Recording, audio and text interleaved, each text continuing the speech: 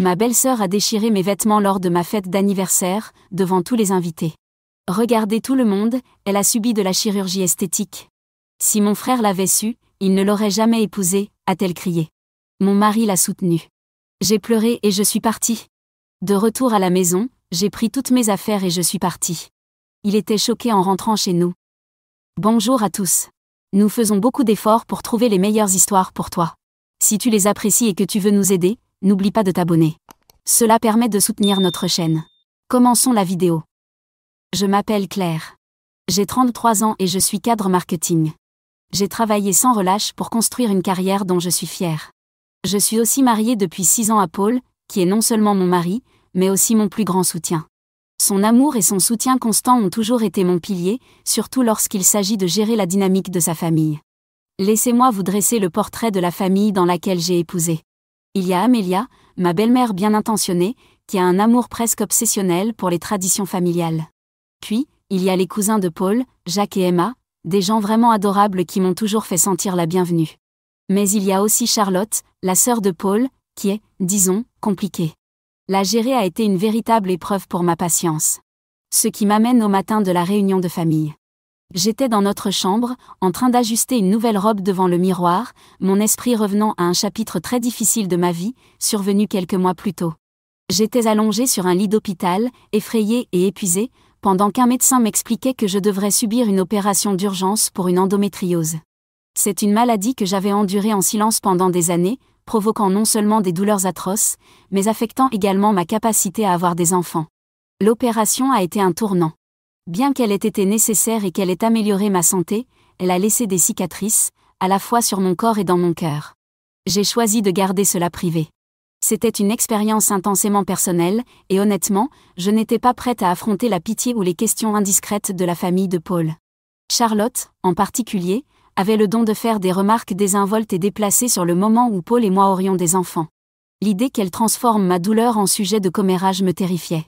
La voix de Paul me ramena au présent. « Mac, tu es presque prête ?» appela-t-il depuis le rez-de-chaussée. « J'arrive », répondis-je, prenant une profonde inspiration pour me ressaisir. En descendant, Paul m'accueillit avec un sourire chaleureux et me serra dans ses bras. « Tu es magnifique, ma chérie. Comment tu te sens pour aujourd'hui ?» demanda-t-il doucement. Je haussai les épaules. Aussi prête que possible pour affronter Charlotte.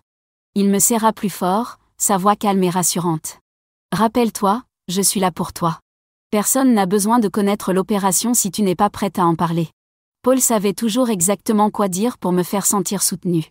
La réunion de famille était une tradition annuelle, organisée dans une maison au bord d'un lac pittoresque, transmise de génération en génération. Elle était censée être un moment de retrouvailles, mais au fil du temps, c'était devenu un véritable champ de mine.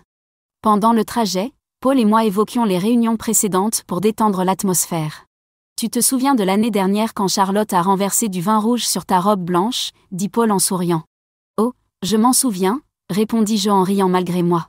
Elle a dit que c'était un accident, mais je ne suis toujours pas convaincue. Paul secoua la tête. « Si elle tente quoi que ce soit aujourd'hui, laisse-moi gérer. » Nous arrivâmes à la maison du lac, avec ses poutres en bois vieilli et sa véranda entourant la maison, aussi familière que jamais. L'odeur de la viande grillée et le son des rires flottaient dans l'air. En sortant de la voiture, j'ajustai ma robe une dernière fois et pris une autre grande inspiration. Ce n'était pas juste une réunion de famille. Pour moi, c'était une épreuve de patience, de résilience, et la force de Paul et moi en tant qu'équipe. Quoi qu'il arrive, les remarques de Charlotte, les questions indiscrètes ou les douleurs que nous portions en silence, je savais que nous les affronterions ensemble. En pensant cela, je pris la main de Paul et entrai, prête à affronter un autre chapitre de cette vie parfois désordonnée, mais belle et pleine de défis. Alors que nous approchions de la maison, je me tournai vers Paul avec un soupir. « Tu te souviens comment elle avait annoncé la perte de mon emploi avant même que je puisse en parler moi-même ? Le licenciement était déjà assez dur sans qu'elle en fasse un drame public. » Paul soupira profondément, ses doigts se crispant légèrement sur le volant. « Oui. Charlotte a le chic pour rendre les choses plus compliquées qu'elles ne devraient l'être, » répondit-il. « Elle sait vraiment comment me faire sentir insignifiante, » murmurai-je, ma main glissant instinctivement sur mon abdomen, là où mes cicatrices étaient cachées. Paul tendit la main, serrant la mienne avec douceur. « Pas cette année, » dit-il fermement. À notre arrivée, Amélia nous accueillit à la porte avec son énergie habituelle. « Claire, ma chérie, tu es ravissante. Viens. Tu nous as manqué. Sa chaleur était réconfortante et je souris en entrant dans la maison. Mais mon soulagement fut de courte durée. Presque immédiatement, mon regard croisa celui de Charlotte. Elle se tenait de l'autre côté de la pièce, affichant ce sourire narquois qui me nouait l'estomac. « Tiens, regardez qui est là », dit-elle en s'avançant avec cette assurance qui me mettait toujours mal à l'aise. « Claire, ma chère, comment vas-tu ? Des nouvelles à partager ?» Son regard glissa vers mon ventre, y resta juste assez longtemps pour transmettre un message clair. Ma poitrine se serra, l'anxiété montant, mais avant que je ne puisse répondre, Paul intervint. « Nous allons très bien, Charlotte. Et toi ?» Il passa un bras protecteur autour de ma taille. Charlotte haussa un sourcil, peu impressionnée par la tentative de Paul de détourner la conversation. « Oh, tout va pour le mieux », dit-elle avec un sourire en coin. « Toujours curieuse de voir ce qu'il y a de nouveau chez vous. Toujours pas de bébé à l'horizon ?» Avant que je ne puisse répondre ou que son commentaire ne fasse plus de dégâts, son mari Ken apparut. Il avait l'air aussi mal à l'aise que d'habitude, se tenant juste derrière elle. « Salut les gars. Content de vous voir, dit-il, sa voix un peu trop enthousiaste. « Charlotte, chérie, si on allait aider ta mère en cuisine ?» Charlotte soupira, clairement agacée, mais se laissa entraîner. Dès qu'ils furent hors de vue, je soufflai lentement, enfin capable de respirer à nouveau. « Merci, chuchotai-je à Paul. Il m'embrassa doucement le front. « Toujours, répondit-il. « Allez viens. Allons dire bonjour à Jacques et Emma avant que Charlotte ne trouve autre chose à commenter. » Le soleil était haut dans le ciel lorsque je sortis sur la véranda. L'air frais m'aidait à calmer mes nerfs. Le lac scintillait au loin, et les rires résonnaient tout autour. Des membres de la famille étaient dispersés sur la pelouse, certains discutant près du barbecue, d'autres jouant à la pétanque près du quai. Je m'appuyais sur la rambarde, observant la scène, lorsque j'entendis la voix de Jacques. « Hé, Claire ! Viens nous rejoindre », lança-t-il en me faisant signe depuis le filet de volley-ball qu'il installait. Je souris et marchai vers lui, reconnaissante pour la distraction. « Vous vous préparez pour une partie ? » « Oui, » répondit Jacques en souriant, en me tendant un ballon. « Il nous manque un joueur. »« Tu as gagné. » Pendant un instant, je me suis autorisée à me détendre. C'était exactement ce qu'une réunion de famille était censée être, joyeuse, légère, remplie d'amour. Je pouvais gérer ça. Mais j'étais loin de me douter que ce n'était que le début de ce qui allait devenir la réunion de famille la plus mouvementée de toutes. Alors que je servais la balle, un sentiment d'espoir montait en moi. Les défis que Charlotte apportait avec elle ne disparaîtraient pas de sitôt, mais avec Paul à mes côtés, et des instants comme celui-ci pour me recentrer, je savais que je pourrais affronter tout ce que cette journée me réservait. Je souris, reconnaissante pour cette distraction. « D'accord, mais ne vous attendez pas à des mouvements dignes des Jeux Olympiques, » dis-je en riant en rejoignant la partie de volley. Les rires et les plaisanteries bon enfant entre mes coéquipiers étaient exactement ce dont j'avais besoin. Pendant un moment, je pouvais faire semblant que la tension n'existait pas, mais je sentais le regard de Charlotte posé sur moi, perçant, acéré. Elle était assise à une table de patio, entourée d'un groupe de tantes, et m'observait fixement. Son regard tranchait à travers l'insouciance comme une lame. J'essayais d'ignorer le malaise, me concentrant plutôt sur le jeu et la joie simple d'être dans l'instant. Un peu plus tard, la voix enjouée d'Amélia retentit. « Allez tout le monde, c'est l'heure de la photo de famille. » Nous nous rassemblâmes près du lac, riant et nous bousculant pour trouver notre place. La surface calme du lac scintillait sous le soleil de l'après-midi, un décor parfait pour ce qui aurait dû être un beau souvenir. Je me retrouvai à l'avant, le bras de Paul enroulé autour de ma taille, protecteur. Sa présence était, comme toujours, un réconfort. Le photographe nous laissa un instant pour nous installer, levant son appareil. D'accord. Tout le monde sourit. Mais juste au moment où l'objectif s'apprêtait à cliquer, je sentis un tiraillement brusque sur ma robe. « Oh Claire, ta robe est toute froissée. Laisse-moi arranger ça pour toi », lança la voix mielleuse de Charlotte. Avant que je ne puisse réagir, elle tira violemment sur le tissu. Un bruit net et déchirant résonna dans l'air. Pendant une fraction de seconde, tout se figea. Un courant d'air frais frappa ma peau, et je baissai les yeux, horrifiée. Ma robe était déchirée, exposant les cicatrices sur mon abdomen, des cicatrices que j'avais tout fait pour garder secrètes, vestiges de l'opération que j'avais subie. Des murmures choqués parcoururent le groupe. Je restais là, figée, envahie par le choc et l'humiliation. Mon esprit tournait, incapable de comprendre ce qui venait de se passer. « Oh mon Dieu !» murmura quelqu'un, les mots tranchant le silence comme une lame. Paul fut le premier à réagir. Il enleva rapidement sa veste et la posa sur moi pour couvrir ma peau nue. Sa voix, furieuse et tranchante, se tourna vers Charlotte. « Mais qu'est-ce qui te prend, Charlotte ?» Son rire éclata, dur et moqueur. Oups. Je ne connais pas ma propre force, apparemment, dit-elle, sans la moindre once de regret. Désolée, Claire. Sa fausse excuse me blessa presque autant que l'humiliation elle-même. Mes joues me brûlaient, les larmes me montaient déjà aux yeux. Je ne pouvais regarder personne. Sans dire un mot, je tournai les talons et courus. Les voix derrière moi se brouillèrent alors que je fonçais dans la maison. Mes jambes me portèrent à l'étage, jusqu'à la première chambre venue. Une fois à l'intérieur, je claquai la porte et la verrouillai. Je glissai au sol, ramenant mes genoux contre ma poitrine, et des sanglots secouèrent mon corps. L'humiliation, la douleur, tous mes efforts pour garder mes blessures privées, tout s'effondra d'un coup. Quelques minutes passèrent avant qu'un léger coup ne résonne à la porte. « C'est moi, Paul » dit sa voix douce. « Je peux entrer ?» J'hésitai, essuyant mon visage couvert de larmes, puis déverrouillai lentement la porte. Paul entra aussitôt et m'enveloppa dans ses bras, me serrant contre lui pendant que je m'effondrais à nouveau. « Je suis tellement désolé, ma chérie » murmura-t-il, la voix tremblante d'émotion. « Tu ne méritais pas ça. » Rien de tout ça. Je m'agrippai à lui, le visage enfoui dans sa poitrine. Pourquoi elle me déteste autant? Sanglotai-je. Pourquoi elle ferait ça? Paul me serra plus fort. Je ne sais pas. Mais ce n'est pas toi le problème, Claire. C'est elle. Elle est cruelle. Pas toi.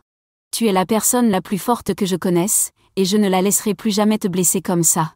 Nous restâmes là un long moment, dans le silence, ses bras autour de moi formant une barrière contre le monde extérieur. Peu à peu, mes larmes cessèrent, et je trouvai du réconfort dans sa présence. Je ne veux pas redescendre, avouai-je à voix basse. Tu n'es pas obligé, dit Paul. On peut partir maintenant si tu veux, ou rester et je gère tout. Quoi que tu décides, je suis là. Ces mots étaient une encre, me donnant une force que je croyais perdue. Prenant une profonde inspiration, je me redressai et le regardai. On reste, dis-je, moi-même surprise de ma réponse. Je ne vais pas la laisser gâcher ça. Pas pour moi, pas pour nous. Paul sourit, une lueur de fierté dans les yeux. C'est bien ma fille. Avec sa main dans la mienne, je sentis une étincelle de détermination renaître. Charlotte avait peut-être essayé de me briser, mais elle ignorait que je n'étais pas seule. Ensemble, Paul et moi pouvions affronter n'importe quoi, même elle. Je n'arrive pas à croire qu'elle ait fait ça, chuchotai-je, la voix tremblante en enfouissant de nouveau mon visage dans la poitrine de Paul. Tout le monde a vu. Paul, ils savent tous maintenant. Ses bras se resserrèrent autour de moi, sa main glissant doucement dans mes cheveux. Ce n'est pas grave, murmura-t-il, sa voix calme et rassurante. Tu n'as rien à cacher, Claire. Rien du tout. Nous restâmes ainsi un long moment, sa force tranquille m'aidant à rassembler les morceaux de moi-même. Mais des voix étouffées se firent entendre au loin. Charlotte, comment as-tu pu faire une chose pareille? La voix d'Amélia vibrait de déception. Oh ça va, maman, répliqua Charlotte, sur la défensive. Ce n'était qu'une blague. Comment j'aurais pu savoir qu'elle cachait un grand secret là-dessous? Peut-être que si elle n'était pas aussi coincée tout le temps. Je sentis Paul se crisper à mes côtés, sa mâchoire serrée de colère. Je devrais aller lui parler, dit-il, la voix basse et pleine de frustration. Je saisis son bras. Non. N'y va pas. Ça ne ferait qu'empirer les choses, le suppliai-je, le cœur battant à l'idée d'un nouveau scandale. Il soupira, me serrant davantage. Tu as raison. Mais on ne peut pas la laisser s'en sortir comme ça. Ces mots réveillèrent quelque chose au fond de moi, une flamme nouvelle, une force oubliée. Je me détachai légèrement et croisai son regard. C'est fini, dis-je, la voix calme malgré la tempête intérieure. J'en ai fini de la laisser me marcher dessus. C'est terminé. Ce n'était plus seulement une question de tenir tête à Charlotte. C'était une question de retrouver ma dignité. Fini de me cacher. Fini la honte. Il était temps d'affronter tout cela, cicatrice et tout. Dans les jours qui ont suivi la réunion de famille, je ne suis pratiquement pas sortie de chez moi. L'humiliation repassait en boucle dans mon esprit, comme un mauvais rêve dont je n'arrivais pas à me réveiller. Chaque fois que je fermais les yeux, je revoyais le sourire narquois de Charlotte et j'entendais les murmures choqués de la foule. Paul faisait de son mieux pour me réconforter, mais même son amour et ses paroles rassurantes ne suffisaient pas à calmer la tempête en moi. Finalement, un après-midi, j'ai pris le téléphone et j'ai appelé ma meilleure amie, Léa. Je n'en peux plus, ai-je dit, la voix brisée, les larmes me montant aux yeux. Oh ma chérie, a répondu Léa, sa voix pleine d'inquiétude. J'arrive tout de suite. Moins d'une heure plus tard, elle était à ma porte. Dès que je l'ai laissée entrer, je me suis effondrée dans ses bras, laissant enfin sortir toutes les émotions que je retenais depuis trop longtemps. Une fois installée sur le canapé, je lui ai tout raconté, des années de frustration accumulées à cause des humiliations et manipulations de Charlotte. Elle passe son temps à me rabaisser, ai-je expliqué d'une voix tremblante, à me faire sentir petite, comme si je n'avais pas ma place.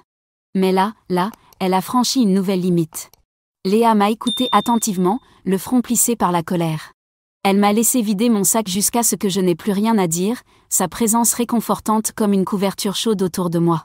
Quand j'ai enfin terminé, elle a pris mes mains dans les siennes et a dit d'un ton ferme, « Claire, tu ne peux pas continuer à la laisser te faire ça. Il est temps de te défendre. » J'ai soupiré. Mais comment ? Elle est si douée pour retourner les choses, pour se faire passer pour la victime. C'est comme se battre contre du vent. Les yeux de Léa se sont allumés avec détermination. Alors on se bat intelligemment, a-t-elle dit d'un ton résolu. On rassemble des preuves. On monte un dossier contre elle. On montre à tout le monde qui elle est vraiment. Ces mots ont allumé une étincelle en moi. Peut-être qu'il était temps d'arrêter de jouer en défense et de passer à l'action.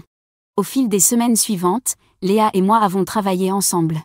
Chaque fois que Charlotte envoyait un message piquant ou faisait un commentaire passif-agressif dans le groupe familial, on le notait. Chaque fois qu'elle déformait la vérité ou essayait de me faire passer pour la méchante, on ajoutait à notre dossier. Au début, cela me semblait étrange, presque comme une vengeance. Mais Léa me rappelait que ce n'était pas une revanche, c'était de la responsabilité. « Ce n'est pas seulement pour toi, Claire », m'a-t-elle dit un soir alors qu'on passait en revue notre fichier. C'est pour tous ceux qu'elle a blessés ou qu'elle pourrait encore blesser. Les gens comme elle prospèrent parce que personne ne les confronte. Ces paroles m'ont donné de la force. Petit à petit, j'ai senti que je reprenais le contrôle, non seulement sur Charlotte, mais aussi sur la peur et la honte qui m'avaient emprisonnée si longtemps. Quand le moment de la prochaine réunion de famille est arrivé, je me suis sentie prête. Je ne savais pas ce qui allait se passer, mais une chose était certaine, je n'allais plus laisser Charlotte, ni personne, définir qui j'étais. Le jour de la réunion, je suis entrée dans la pièce la tête haute. Mes cicatrices, physiques et émotionnelles, étaient toujours là, mais elles ne représentaient plus une faiblesse. Elles étaient la preuve de ma force, de ma résilience, de ma capacité à me relever. Quand Charlotte a tenté ses remarques habituelles, lançant une pique sur ma tenue, je l'ai calmement remise à sa place, preuve à l'appui. Pour la première fois, elle n'a pas su quoi répondre. Pour la première fois, les projecteurs n'étaient plus braqués sur moi. Ils étaient braqués sur elle. Et pour la première fois, je me suis sentie véritablement libre. Alors que Léa et moi réfléchissions à la suite, mon téléphone a vibré sur la table basse. Un message s'est affiché à l'écran. Il venait de Ken, le mari de Charlotte. J'ai hésité, incertaine de ce que signifiait son message. Curieuse mais prudente, j'ai accepté de le rencontrer dans un café local plus tard dans la journée. Quand je suis arrivée, Ken était déjà installé dans une banquette au fond, les doigts tapotant nerveusement la table.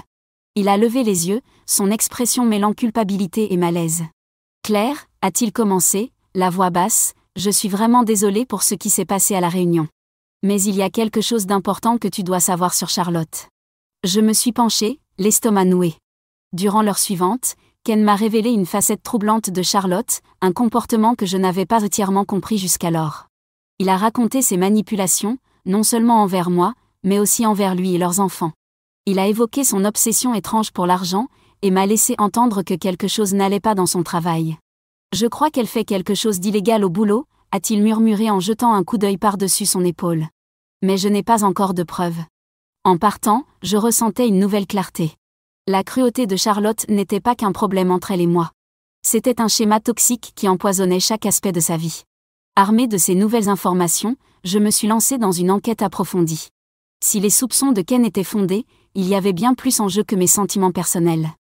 J'ai commencé par contacter d'anciens collègues de Charlotte, reconstituant peu à peu son passé professionnel. Ce que j'ai découvert était choquant, des rapports de comportement inappropriés, des conflits avec ses collègues, et des incohérences financières. Ensuite, j'ai fouillé ses réseaux sociaux, découvrant des signes subtils de manipulation émotionnelle dans ses publications sur ses enfants. Rien de flagrant, mais une fois qu'on savait quoi chercher, les schémas devenaient clairs. Mais le véritable tournant est venu lorsque j'ai commencé à parler avec d'autres membres de la famille. Un après-midi, Jacques m'a prise à part dans un café, l'air préoccupé. « Claire », a-t-il commencé, hésitant, « je ne sais pas si je devrais te dire ça, mais, dis-moi », les yeux encouragés, le cœur battant. Il a soupiré avant de continuer. « Charlotte répand des rumeurs horribles sur toi et Paul. Sur la raison pour laquelle vous n'avez pas encore d'enfant. » Mon cœur s'est serré. « Quelle rumeur » ai-je murmuré. Jacques a encore hésité, puis m'a dit la vérité. Les mots m'ont frappé comme un coup de poing. Charlotte avait déformé nos difficultés à concevoir un enfant, m'accusant d'être égoïste, obsédée par ma carrière, et désintéressée à l'idée de fonder une famille. Et ce n'était que le sommet de l'iceberg. Plus je creusais, plus je découvrais l'étendue des dégâts. Charlotte semait des mensonges et des demi-vérités depuis des années, montant les membres de la famille les uns contre les autres avec des rumeurs soigneusement semées. Emma a été la suivante à se confier, partageant ses propres expériences de manipulation. Elle a toujours été jalouse de toi, Claire, m'a-t-elle expliqué lors d'un appel tard dans la nuit. Je crois qu'elle te voit comme une menace. Tu es tout ce qu'elle n'est pas. Tu réussis, tu es aimée, tu es confiante. Ça la dévore. Ces paroles m'ont glacée. Comment quelqu'un pouvait-il porter en lui autant d'envie et de rancune? Mais plus les pièces du puzzle s'assemblaient, plus ma confiance grandissait. Ce n'était plus juste à propos de moi. C'était désormais une question de protéger notre famille de l'influence toxique que Charlotte exerçait depuis bien trop longtemps. Un soir, alors que Paul et moi passions en revue tout ce que nous avions découvert, la gravité de notre décision m'a frappé de plein fouet. La table devant nous était couverte de notes, de captures d'écran et de témoignages de membres de la famille. C'était accablant et épuisant, mais aussi profondément libérateur. Paul me regarda, les yeux remplis à la fois de fierté et d'inquiétude. « Tu es sûr de vouloir faire ça, Mac ?» demanda-t-il doucement. « Une fois qu'on l'aura confronté, il n'y aura plus de retour en arrière. » Je pris une grande inspiration et croisai son regard. « J'en suis sûre, » répondis-je d'une voix ferme. « Ça a assez duré. Elle ne peut plus continuer à faire du mal aux gens. Ni à toi, ni à moi, ni à qui que ce soit d'autre. Il est temps que la vérité éclate. » Paul hocha la tête, posant sa main sur la mienne. « Je suis avec toi à chaque étape, » dit-il. Avec son soutien, je me sentais prête à affronter tout ce qui viendrait. Charlotte avait prospéré dans l'ombre trop longtemps, mais la lumière allait enfin briller. Je pris une profonde inspiration, mon esprit inondé de pensées sur tout ce que Charlotte avait fait, pas seulement à moi, mais à tant d'autres. Les mensonges, la manipulation, la douleur qu'elle avait causée n'étaient plus des secrets. C'étaient des vérités que j'étais prête à affronter. J'en suis sûre, répétai-je en fixant le regard calme de Paul. Il est temps d'en finir une bonne fois pour toutes. Alors que nous finalisions notre plan, un étrange mélange d'anticipation et d'appréhension m'envahit. Le prochain rassemblement familial n'était pas un simple événement. C'était le moment que nous préparions depuis des semaines. L'heure de l'affrontement. Charlotte n'avait aucune idée de ce qui l'attendait, mais moi, je me sentais prête, armée de la vérité et entourée de ceux qui comptaient le plus. En entrant dans la maison d'Amélia pour le rassemblement familial, je ressentis une vague de confiance que je n'avais pas connue depuis des années. Paul me serra doucement la main alors que nous entrions dans le salon, déjà rempli. Les yeux acérés de Charlotte se posèrent sur moi dès notre arrivée. Un sourire en coin se dessina sur ses lèvres. « Tiens donc, la vedette de notre dernière réunion », lança-t-elle d'un ton moqueur. « Prête pour un nouveau spectacle, Claire ?» Ces mots me blessèrent, mais je ne la laissai pas me déstabiliser. Je pris une profonde respiration pour me recentrer. « En fait, Charlotte, » dis-je d'une voix calme mais assurée, « je pense qu'il est temps que ton spectacle prenne fin. » La pièce se figea. Tous les regards se tournèrent vers nous, la tension était presque palpable. Lentement et méthodiquement, je commençai à parler, révélant tout ce que j'avais découvert. Je présentai les preuves, la fraude de Charlotte sur son lieu de travail, les irrégularités financières que Ken avait évoquées, et les mensonges toxiques qu'elle avait semés dans la famille pour nous dresser les uns contre les autres. « Tu nous as tous manipulés, » dis-je d'une voix ferme. « Tu as semé des mensonges, nous as montés les uns contre les autres. Pourquoi ? Pour ton propre plaisir ? Ton propre intérêt ? » Le poids de mes paroles flottait dans l'air tandis que la famille restait pétrifiée. Je pouvais voir l'incrédulité dans leurs yeux, la réalisation lente et douloureuse de l'ampleur du tissu de mensonges que Charlotte avait tissé. Amélia porta une main à sa bouche, les larmes aux yeux. « Mon Dieu !» murmura-t-elle, la voix tremblante. « Comment ai-je pu ne rien voir ?» Ken se leva ensuite, le visage blême mais déterminé. « Je ne peux plus faire ça, Charlotte, » dit-il d'une voix brisée. « J'ai essayé de protéger nos enfants de ce chaos, mais c'en est trop. Je te quitte, et je vais demander la garde exclusive des enfants. » L'image soigneusement construite de Charlotte s'effondra sous nos yeux. Elle, d'habitude si vive, balbutiait, incapable de se défendre. Mais les preuves étaient accablantes, et le soutien de la famille pour elle avait disparu. Amélia s'approcha de moi après la confrontation, les mains tremblantes alors qu'elle saisissait les miennes. « Claire, » dit-elle doucement, la voix nouée par l'émotion. « Je suis tellement désolée. J'aurais dû voir ça plus tôt. Merci d'avoir eu le courage de parler. » Dans les jours qui suivirent, les conséquences des actes de Charlotte s'enchaînèrent. Son entreprise lança une enquête interne, alimentée par les preuves que Ken et moi avions fournies, et elle fut rapidement licenciée. Des rumeurs de poursuites judiciaires commencèrent à circuler, mais je ne m'en mêlais pas. Ma priorité n'était pas la vengeance. C'était d'aller de l'avant. La famille se rassembla autour de moi, enfin lucide sur qui était vraiment Charlotte. Jacques et Emma s'ouvrirent, partageant leurs propres expériences de manipulation. C'était comme si un poids avait été levé pour nous tous. Pour la première fois depuis des années, notre famille semblait unie. Et pour la première fois de ma vie, je me sentais libre.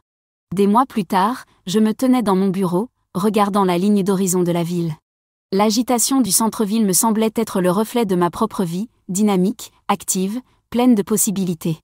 Ma carrière s'épanouissait, mais plus encore, je m'épanouissais. Paul et moi avions commencé à parler sérieusement d'adoption. L'idée de fonder une famille ne me remplissait plus d'angoisse ou d'inquiétude. Le jugement de Charlotte, qui avait longtemps pesé sur chaque décision que je prenais, n'avait plus aucun pouvoir sur moi. Je pensais à Charlotte, maintenant sans emploi, divorcée, et éloignée de la plupart des membres de la famille. Je ne tirais aucune joie de son malheur, mais je ne pouvais nier le soulagement de savoir qu'elle ne pouvait plus nous blesser. Elle avait bâti sa vie sur le mensonge et la manipulation, et elle affrontait désormais les conséquences de ses choix. En repensant à tout ce chemin parcouru, je ressentis une profonde fierté. Les cicatrices sur mon corps, autrefois source de honte, étaient désormais des preuves de ma résilience. Elles racontaient une histoire de force, de croissance et de survie. Avec un petit sourire, je me tournai de nouveau vers mon bureau. Ma vie n'était pas parfaite, mais elle m'appartenait. Et pour la première fois, j'avais le sentiment de la vivre selon mes propres termes, libre des ombres du passé. Je me remis au travail, prête à affronter les défis à venir. Je ne me cachais plus. Je ne me faisais plus petite. Je me tenais droite, avec mes cicatrices, pleinement moi-même. Enfin libre. Et vous ? Avez-vous déjà dû affronter un membre toxique de votre famille ? Comment cela a-t-il changé vos relations ? Partagez votre histoire dans les commentaires. Si ce récit sur le courage de faire face à la manipulation vous a inspiré, n'oubliez pas d'aimer et de vous abonner pour plus de contenus émouvants.